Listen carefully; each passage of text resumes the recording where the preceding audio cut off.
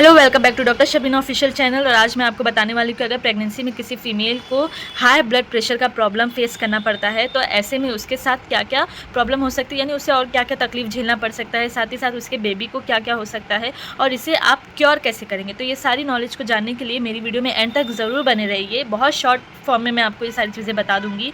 और दूसरी चीज़ ये कि अगर मेरी ऐसी वीडियोज़ और देखना है, नॉलेजेबल वीडियोज़ को, तो प्लीज़ मेरे चैनल को सब्सक्राइब करिए, लाइक करिए और शेयर करिए।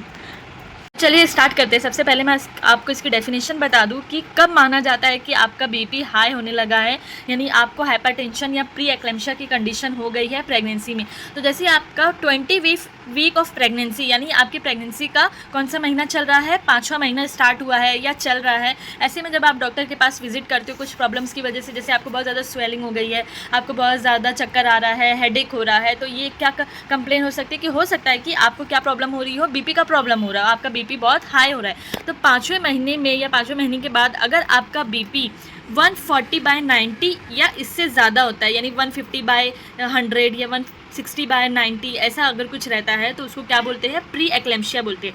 अब नॉर्मल बीपी जो होता है वो कितना होता है, 120/80 होता है। लेकिन इस कंडीशन में क्या होगा, एक तो आपकी प्रेगनेंसी होगी, 5वां महीने से ऊपर हो रहा होगा या 5th मंथ स्टार्ट होने वाला होगा, और उसमें आपका बीपी जो होता है वो इस तरीके से अगर इतना ज़्यादा बढ़ जाता है तो उसको क्या बोलते हैं, प्री एक्लेम्शिया बोलते हैं।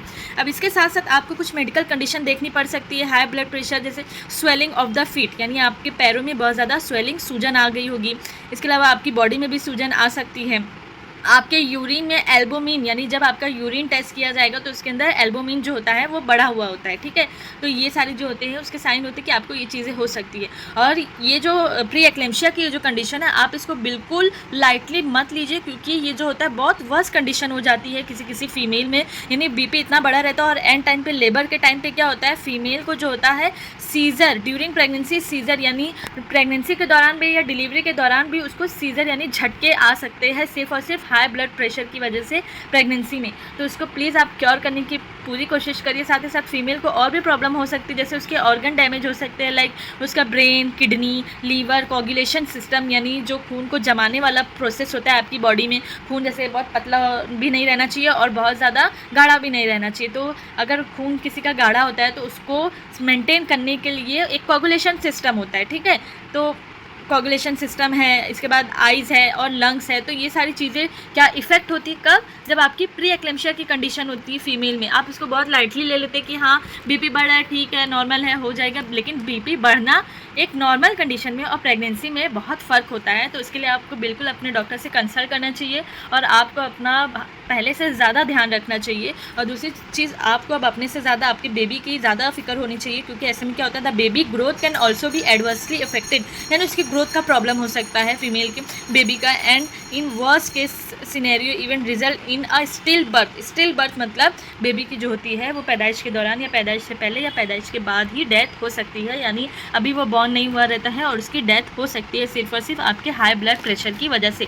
तो ऐसे में आपको जो है, एक तो डॉक्टर आपको मेडिसिन, ऐसी मेडिसिन देंगे बीपी के लिए जो प्रेगनेंसी में दी जा सकती है, उसके डोज वगैरह जो बहुत कम होते हैं तो वो आपको दी जाती है ताकि आपका बीपी जो है वो नॉर्मल रहे। बट आपको उसमें क्या करना है, आपको वॉक करना है डेली। आपको मिनिमम आपको 20 मिनट से स्टार्ट करना है, यानी आप फर्स्ट डे, आपको जैसे ही आपका डायग्नोज होता है कि आपको बीपी का प्रॉब्लम हो चुका है, हाइपरटेंशन या प्री एक्लेम्शिया का प्रॉब्लम हो चुका है, तो आपको उसमें बहुत ज़्यादा वॉक करनी पड़ेगी। और दूसरी चीज़ जो होती है, आपको ये आधे घंटे से आपको 45 मिनट तक डेली आपको वॉक करना पड़ेगा, जिसकी वजह से आपका बीपी जो होता है वो मेंटेन रहेगा। और दूसरी चीज़, साथ ही साथ आपका वाटर इंटेक यानी वाटर मैनेजमेंट भी आपको सही से रखना पड़ेगा। यानी आप बिल्कुल नेग्लेक्ट नहीं कर सकते कि आप दिन में एक ही बार पानी पी रहे, 2 बार पानी पी रहे, बस खाने के बाद थोड़ा सा पानी पी ले रहे, तो बिल्कुल ऐसी चीज़ें नहीं करनी। आपको ध्यान रखना है, आपको हर 1.5 घंटे 2 घंटे में आपको एक आधा गिलास पानी पीना है, 1 गिलास पानी पीते रहना आप अपने हिसाब से। ज़रूरी नहीं कि आपको मैं 5 लीटर बोल दूँ तो आपको पूरे दिन में 5 लीटर पानी पीना है। सबकी बॉडी, सबका वेट, सारी चीज़ें बहुत अलग होती है,